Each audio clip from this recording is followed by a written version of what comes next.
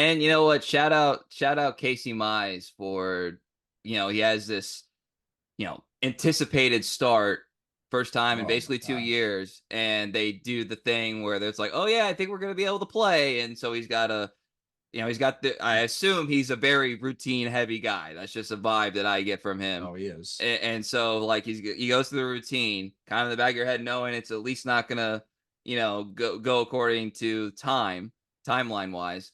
And then you have to kind of do it all the next day. So shout out to him for Casey, the night of the first rain out, that he was like a tiger in a cage. I mean, he looked so tense and like in a good way, I guess, but just ready to pitch, like kind of fidgety. He's throwing a ball back and forth in his glove, and he's just kind of pacing and walking around. And I can't imagine what his emotions must have been like through that delay and then through the next day. This guy was so, he even said, like, I was kind of exhausted by the end of that night because I had to keep myself ready. I was trying to stay locked in. I'm sure it was kind of taxing.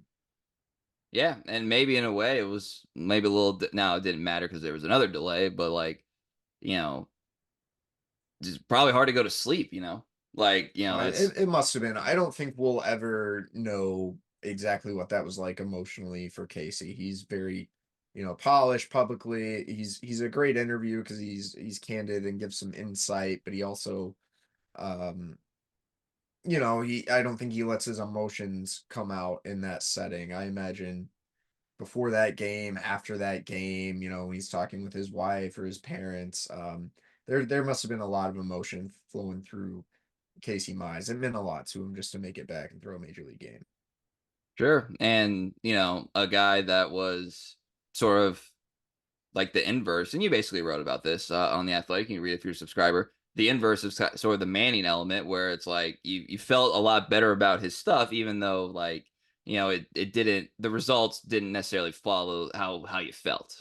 If we would have been doing this pod the night after that game, all we'd be talking about is like the splitter. The splitter was back, baby. I mean, the splitter, the long lost splitter of Casey Mize that got him drafted number one overall was pretty nasty against the New York Mets.